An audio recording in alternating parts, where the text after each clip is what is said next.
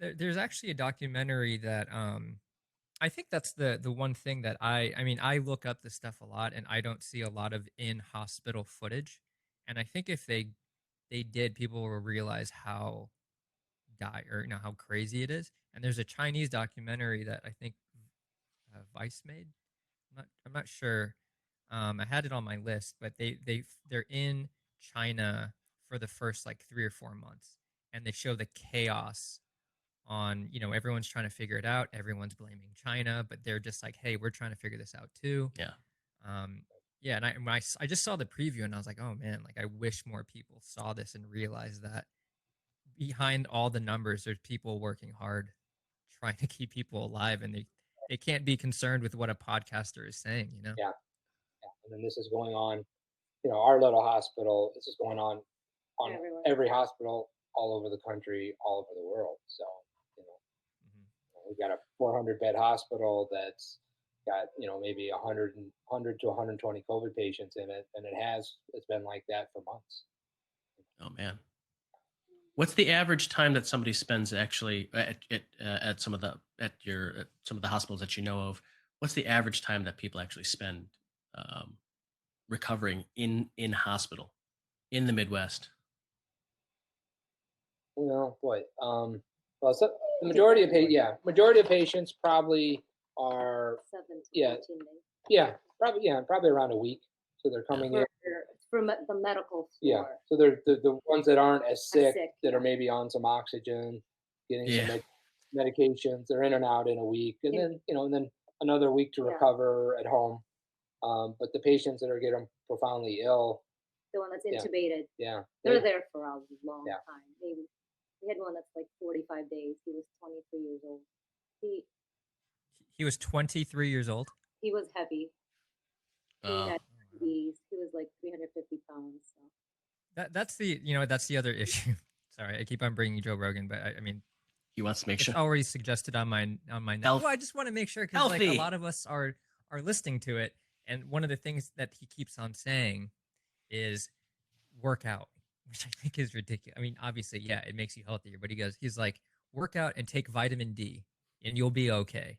He's like, how come doctors aren't saying that? And I'm Well, yeah, dude. Paul. You'll probably be healthier if you do that. Not trying to get COVID, just in general. Yeah, right? you're actually talking now, Paul. I know you're more than likely to agree with that, just because you're a very practical gentleman, but you're also conscious of staying fit. As long as I've known you, you've always been exercising or promoting exercise. At one point, Lance, you're gonna love this. At one point, I own a restaurant in Chicago, and I remember I was not sleeping, and it was just like this unhealthy environment, and this crazy massage therapist said, "Oh, you shouldn't work out. You're 35 years old. Don't lift heavy weights."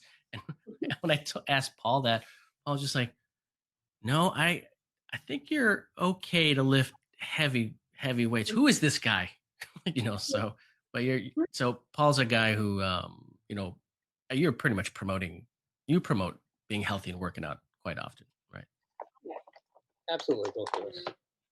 But I don't think there's anything wrong with promoting that idea. I don't, clearly it's not a treatment for COVID, but I think that's the issue is that he makes it sound like a prescription. You are, or like if you're generally healthier and you take vitamin D, you're less likely to die, which I would assume is true. But he's making it sound like that is the end all be all. If you're 23, that's the vaccine or whatever, you're vitamin D. Healthy, that's the vaccine. You take vitamin D pills, that there's no chance that you will get it and or die from it. Right. And Probably.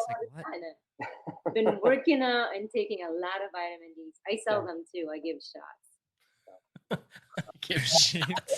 Honestly, we do. We take vitamins. We take vitamin D.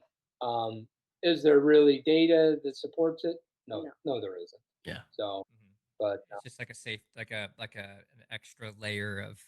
But we do use that in the hospital. We use vitamin C. We used to give that by pills.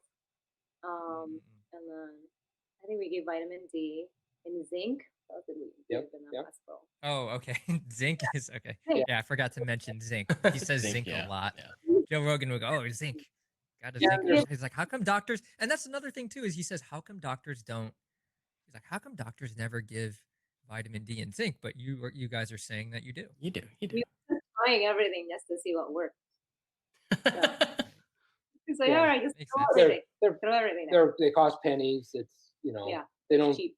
necessarily consider them a major part of their treatment, but they do include it as part of the treatment. for a Yeah, lot of these we did. patients. Yeah.